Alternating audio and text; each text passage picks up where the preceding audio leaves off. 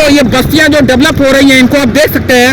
ये जितनी भी बस्तियां हैं ये लगभग 90% अवैध बस्तियां जो प्लाटिंग के दृष्टिकोण से डेवलप कर दी गई और इनको कोई भी इनकी आइडेंटिफाई करने वाला नहीं है। तो हमारा अनुरोध ये है कानपुर की कमिश्नरेट पुलिस से कि ऐसे जो हॉस्टल है और जो किराएदारी का सिस्टम मंदना में चल रहा है उनको आइडेंटिफाई किया जाए, यानी कि सत्यापित किया जाए। परंतु सवाल वही है कि पुलिस तब तक नहीं चेतेगी जब तक कोई बड़ी घटना नहीं हो जाती है। खुदा न खास्ता कभी अगर कोई बड़ी घटना कानपुर परिक्षेत्र में होती है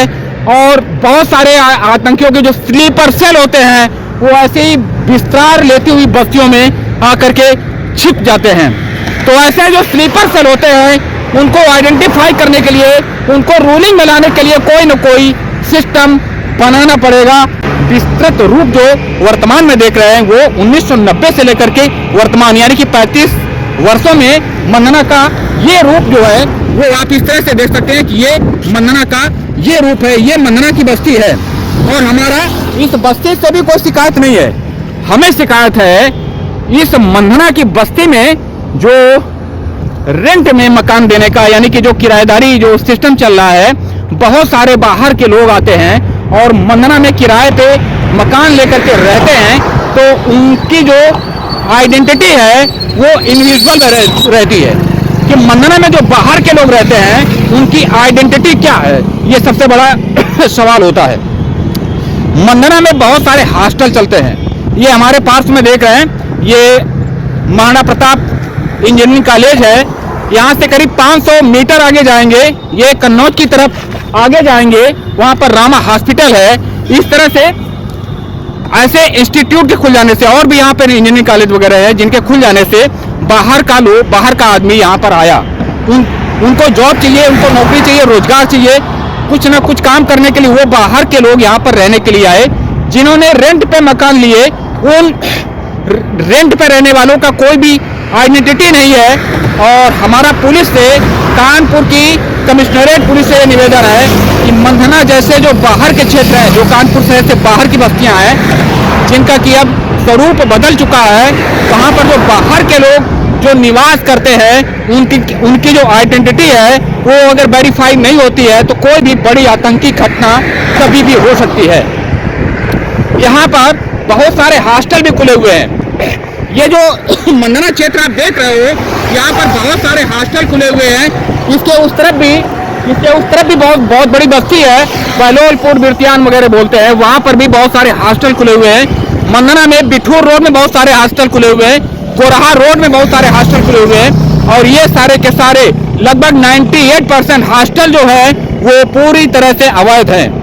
इनका कहीं भी कोई रजिस्ट्रेशन नहीं हुआ है। मकानों में लोग पीजी और हॉस्टल बना लिए और बच्चों को या बाहर से आने वाले आगंतुकों को वो रेंट पे अपना मकान रोज दे देते हैं। तो सवाल कानपुर की कमिश्नरेट पुलिस के आगे आता है कि यदि इस तरह से बाहर के लोग मंदना जैसे बाहरी क्षेत्रों में रह रहे हैं, उनको आइडेंटिफाई कौन करेगा? ये पुलिसिंग की दृष्टिकोण से ये बिठूर थाना पड़ता है। तो कानपुर के जो कमिश्नर साहब हैं, कानपुर के जो कमिश्नरेट पुलिस है, वो अगर इस तरह से उदासीन रहेगी, मंदना जैसे जो बाहरी एरिया के जो डेवलप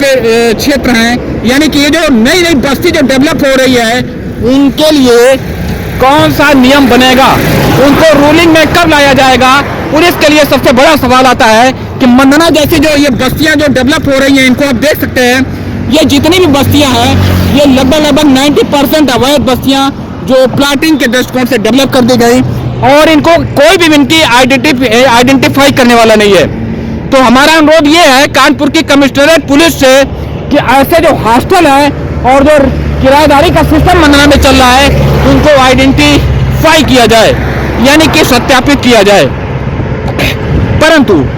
सवाल वही है कि पुलिस तब तक नहीं चेतेगी जब तक कोई बड़ी घटना नहीं हो जाती है। खुदा न खास्ता कभी अगर कोई बड़ी घटना कानपुर परिक्षेत्र में होती है और बहुत सारे आतंकियों के जो स्लीपर सेल होते हैं वो ऐसे ही विस्तार लेती हुई बस्तियों में आकर के छिप जाते हैं,